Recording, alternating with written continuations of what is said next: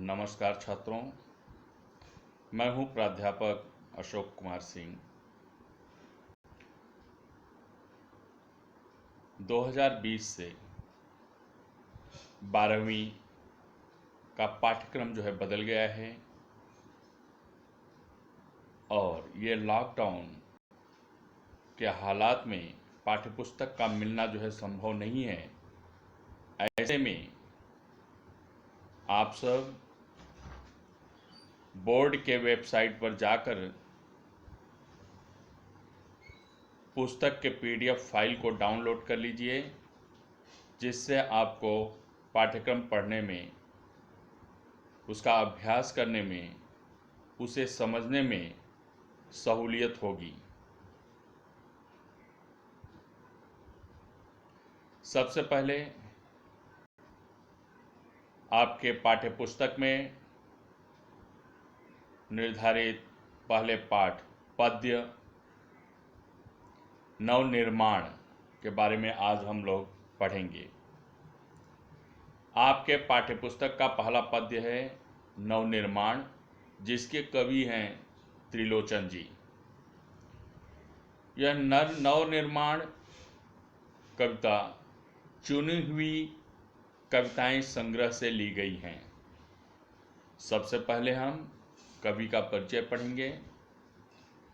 त्रिलोचन जी का जन्म 20 अगस्त 1917 को उत्तर प्रदेश के सुल्तानपुर जिले के कटघरा चिरानी पट्टी में हुआ। आपका वास्तविक नाम वासुदेव सिंह है। आप हिंदी के अतिरिक्त अरबी और फारसी भाषाओं के निष्णात ज्ञाता माने जाते हैं। पत्रकारिता के क्षेत्र में भी आप सक्रिय रहे। आपने काव्य क्षेत्र में प्रयोगधर्मिता का समर्थन किया और नव सृजन करने वालों के प्रेरणा स्रोत बने रहे।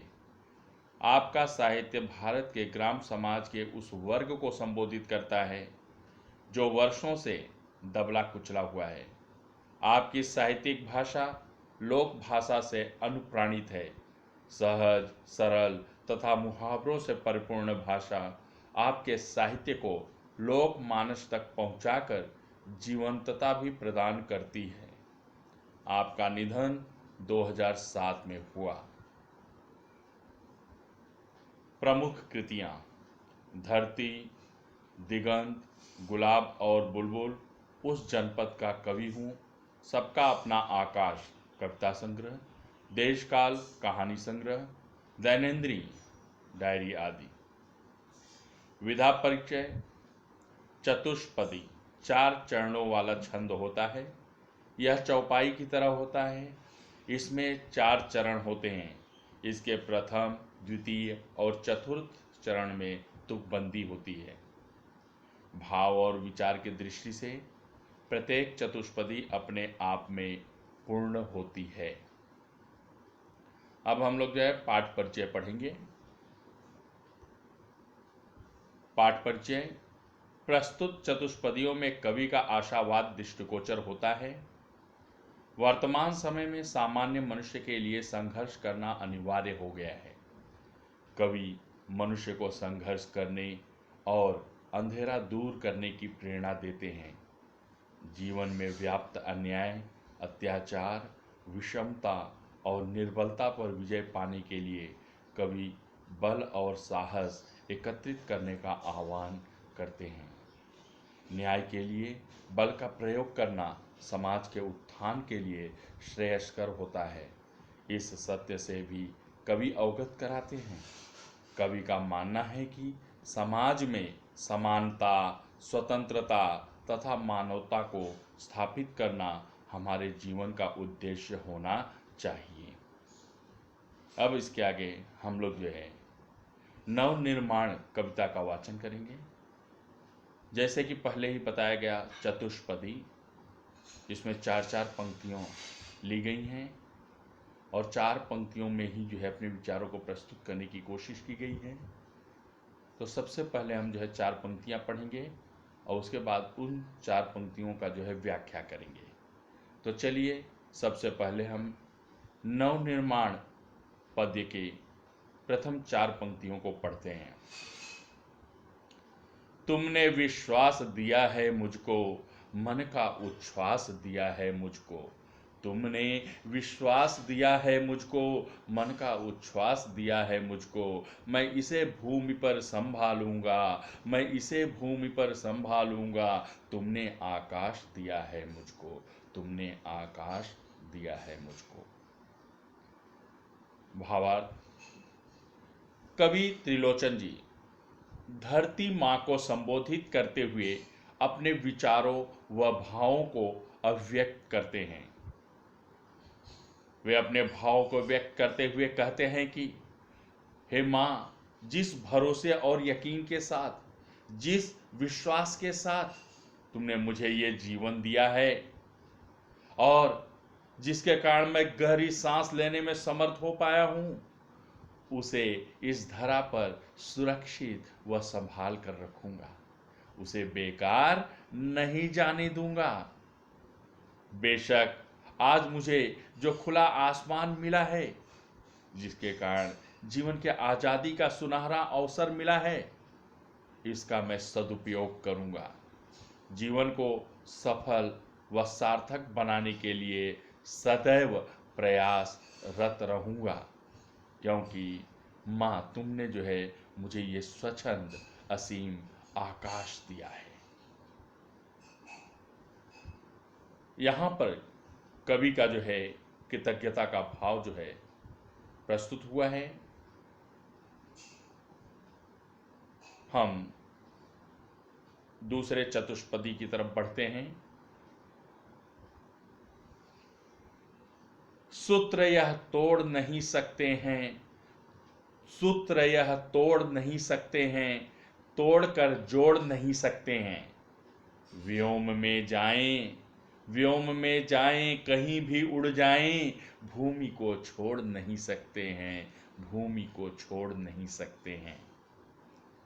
इसकी व्याख्या, कवि कहते हैं कि हमें जीवन में रिश्ते और प्रेम के बंधनों को अहमियत देना चाहिए, उसके महत्व को समझना चाहिए। प्रेम व रिश्तों के बंधन का धागा अत्यंत नाजुक होता है। इसे तोड़ने के बाद हम जोड़ नहीं सकते हैं, इसलिए संबंधों के अहमियत को समझना चाहिए। जिसे तोड़कर हम जोड़ नहीं सकते तो उसे तोड़ने का भी अधिकार नहीं है। धागा एक बार टूट जाता है तो लाख प्रयास करने पर भी पूर्ववत नहीं जुड़ता है। ठीक उसी तरह से यदि रिश्ते या संबंध या विश्वास एक बार टूट जाता है तो लाख कोशिश करने के बाद भी वह पूर्ववत नहीं बनता है। जीवन में सफलता पाने के लिए, कामयाबी के लिए कहीं भी चले जाएं, हमारे सामने खुला असीम आकाश है। हम स्वतंत्र रूप से अपनी उड़ानें भर सकते हैं। भले ही असीम आकाश में स्वच्छंद उड़ान भरें, पर यहाँ की धरा से हमारा लगाव, आत्मीयता, जुड़ाव ज्यों का त्यों बना रहेगा और बने रहना चाहिए। दरअसल धरती से जुड़ा रहकर ही मनुष्य लक्ष्य को प्राप्त कर पाते हैं। कहने का तात्पर्य यह है कि सफलता की उड़ान भरने पर अस्तित्व व आधार को नहीं भूलना चाहिए। मातृभूमि के प्रति लगाव जो मन में है वह हमेशा बनाए रखना चाहिए।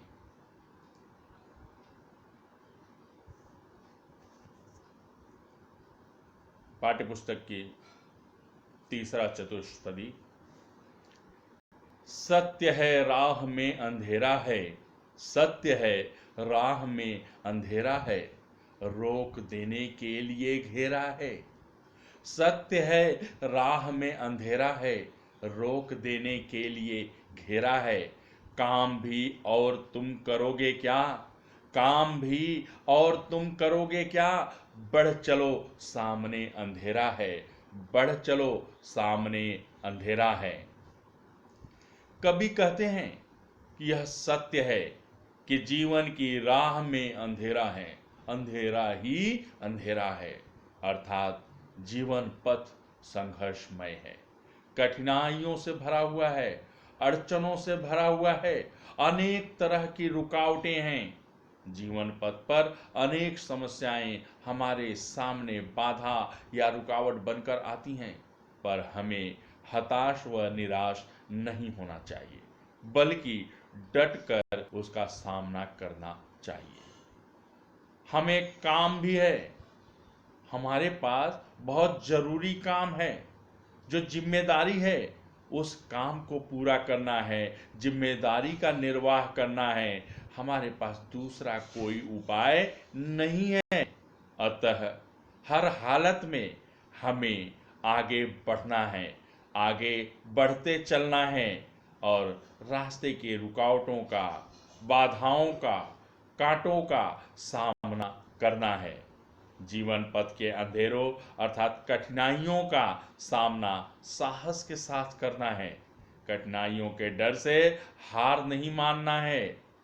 हमें किसी भी कीमत पर पीछे नहीं हटना है, बल्कि जीवन पथ की अड़चनों का, रुकावटों का सामना करते हुए हमें आगे बढ़ते जाना है, निवसृजन का कार्य करना है, अपने मंजिल की ओर बढ़ना है।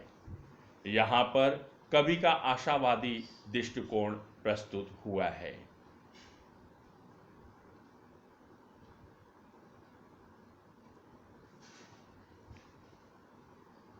अगला चतुष्पदी। बल नहीं होता सताने के लिए, बल नहीं होता सताने के लिए, वह है पीड़ित को बचाने के लिए। वाह, बहुत अच्छी पंक्तियां हैं। कवि कह रहे हैं बल नहीं होता सताने के लिए, वह है पीड़ित को बचाने के लिए। बल मिला है तो बल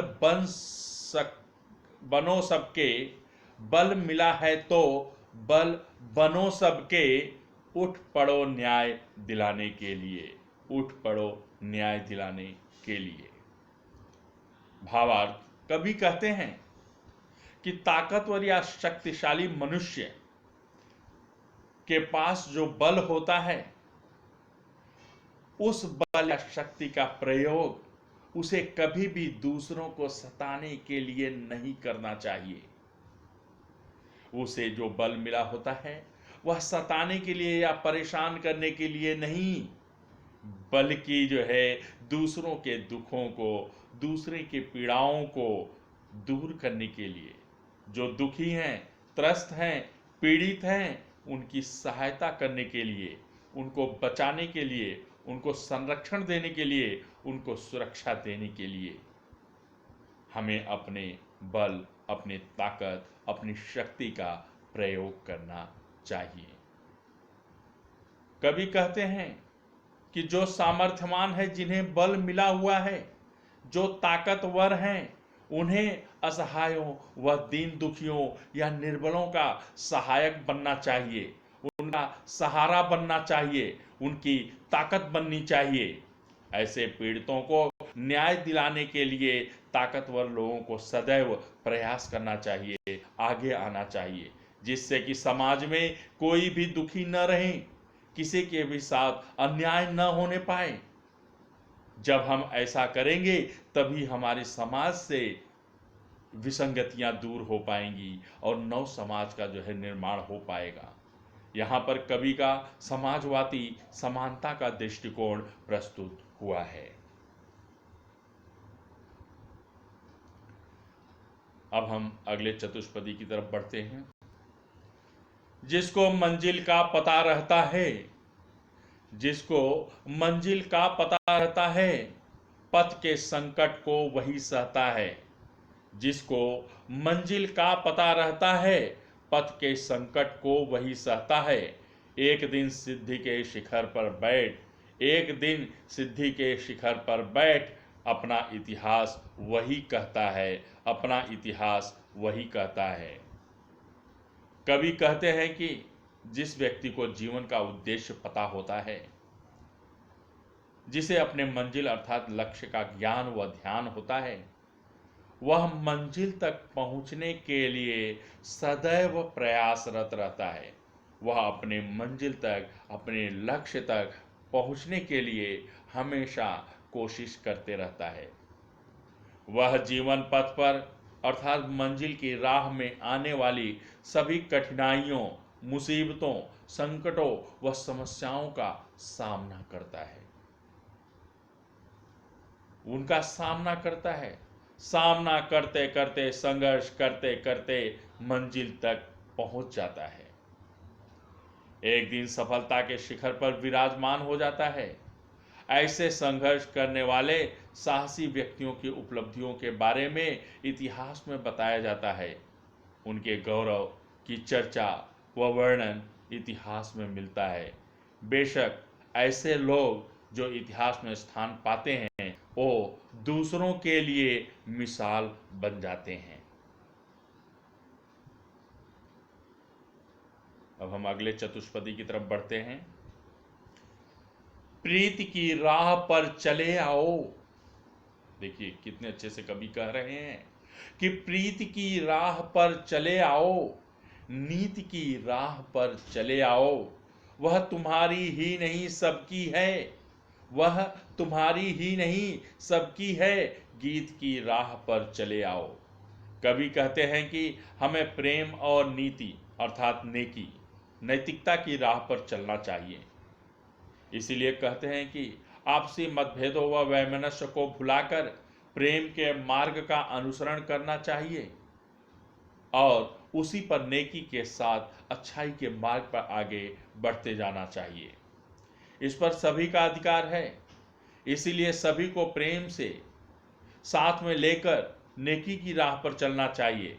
आपस में मिलजुल कर आपसी प्रेम बनाए रखने व मिलजुल कर जीवन जीने में अनोखा आनंद है और इसी आनंद को पाने के लिए कवि गीत की राह चलने के लिए कह रहे हैं। आपस में मिलजुल करके जीवन जीने के लिए कह रहे हैं। इसी में सभी की खुशी है, इसी में समाज की खुशी है, इसी में राष्ट्र की खुशी है।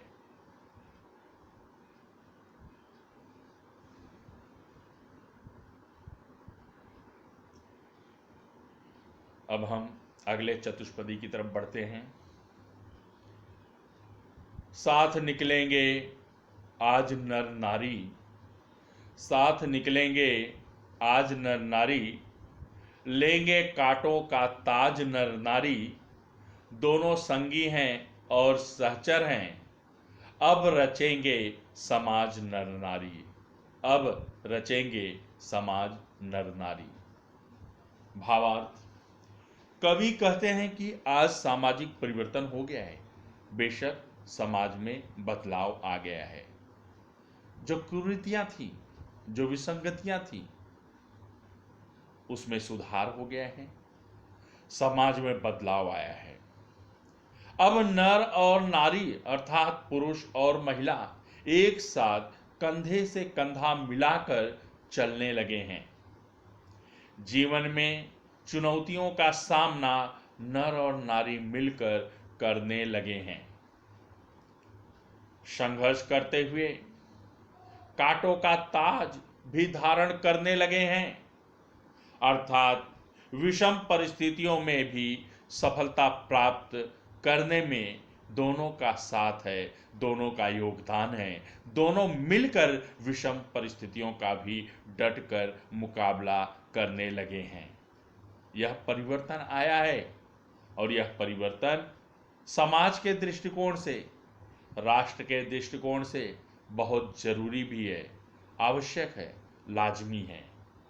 दोनों साथी हैं, जीवन साथी हैं, साथ मिलकर जीवन जीने का वचन दिया है और उसका निर्वाह भी करेंगे, कर भी रहे हैं। समाज का नवनिर्माण व विकास नर नारी के सहयोग से ही संभव है।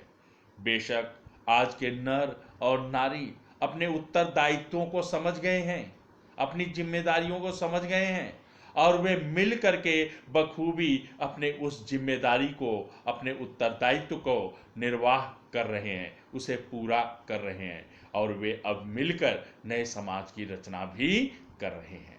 ऐसे समाज का निर्माण करेंगे वे जिसमें स्त्री व पुरुष को समान अधिकार होगा।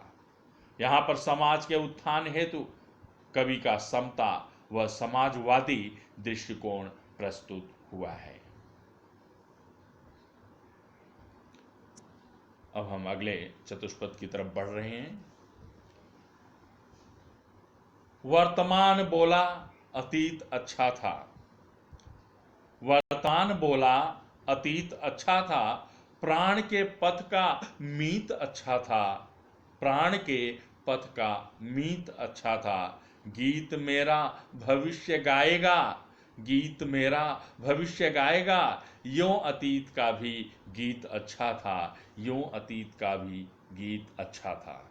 कवि कहते हैं कि संघर्ष करते समय मनुष्य को अतीत का जीवन अर्थात अपने पूर्वजों का जीवन अच्छा लगता है। उन्हें लगता है कि पूर्वजों को उनकी अपेक्षा कम संघर्ष करना पड़ा था, उनका जीवन सुखमय था, उनकी अपेक्षा कम मेहनत करना पड़ा था। बेशक दिन प्रतिदिन चुनौतियां बढ़ती जाती हैं। जीवन पथ के साथी भी अच्छे थे जो बखूबी साथ निभाते थे।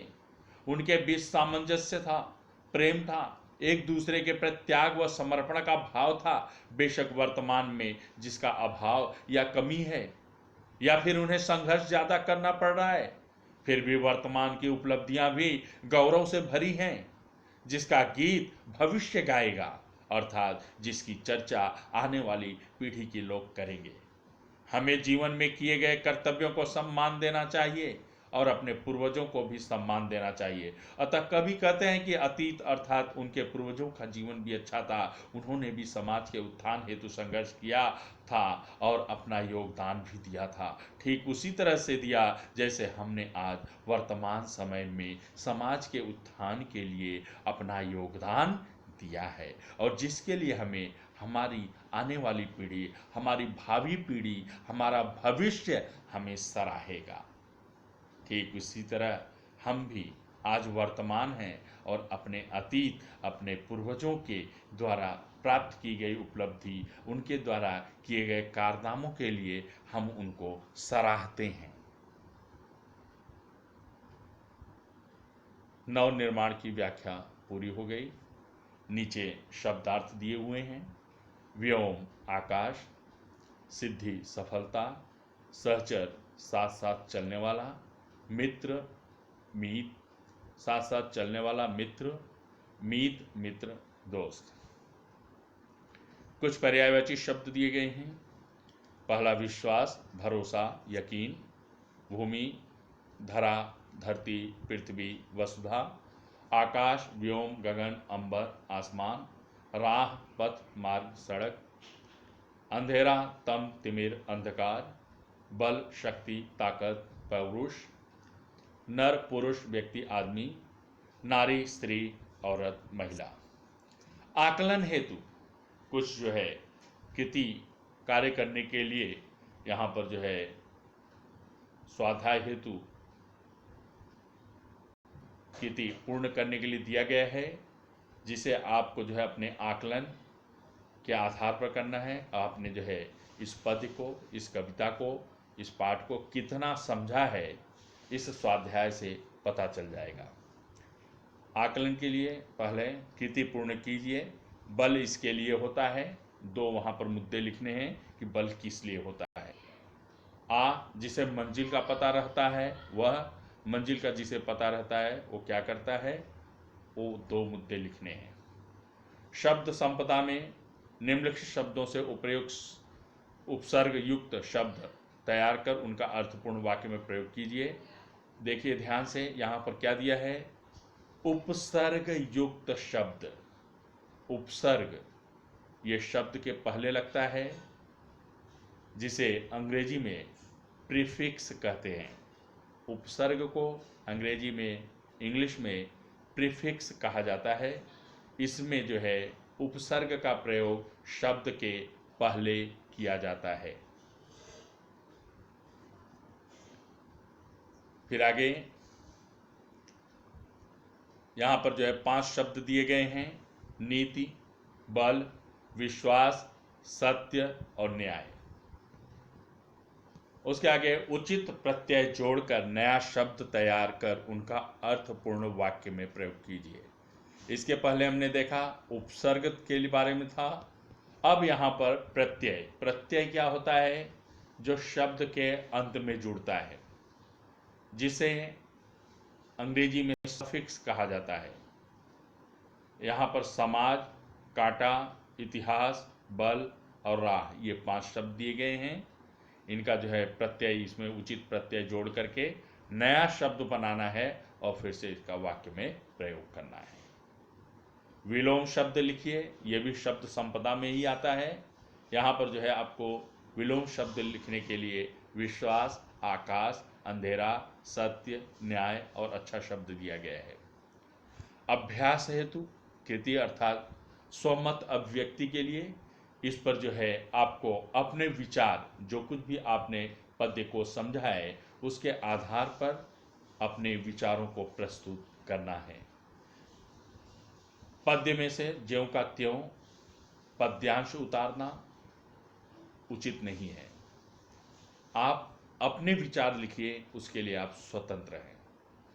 पहला, धरती से जुड़ा रहकर ही मनुष्य अपने लक्ष्य को प्राप्त कर सकता है, इस विषय पर अपना मत प्रकट कीजिए। दूसरा, समाज का नवनिर्माण और विकास नर नारी के सहयोग से ही संभव है, इस पर अपने विचार लिखिए। इसके बाद अभ्यास कार्य हेतु आ दिया गया है, निम्नलिखित वाक्य शुद्ध करके फिर से लिखिए। यहाँ पर लिंग, वचन, काल, क्रिया या वर्तनी स्पेलिंग के आधार पर त्रुटियां हैं, गलतियां हैं, अशुद्धियां हैं, उसे ध्यान से पढ़ करके सुधारना है और फिर से वाक्य लिखना है। मुझे पूरा विश्वास है छात्रों, आप सभी लोगों को यह पद्य अच्छी तरह से समझ में आ गया होगा और इसके नीचे जो आकलन के लिए स्वाध्याय हेतु जो कुछ भी कृति कार्य के लिए दिया गया है उसे आप जो है करिए। यदि आपको कहीं पर कुछ जो है समस्या होती है, कठिनाई होती है, समझ में नहीं आता है, तो आप मुझे इस वीडियो के नीचे कमेंट में लिख सकते हैं। अपनी शंका का जो है समाधान यहाँ पर प्राप्त करेंगे या मुझसे संपर्क कर सकते हैं। आप इस जो है वीडियो को, चैनल को लाइक करिए, शेयर करिए और समय समय पर जो है इसे देखिए, सुनिए और पढ़ाई का पूरा आनंद उठाते रहिए। धन्यवाद। मेरी शुभकामनाएं आप सभी के साथ हैं।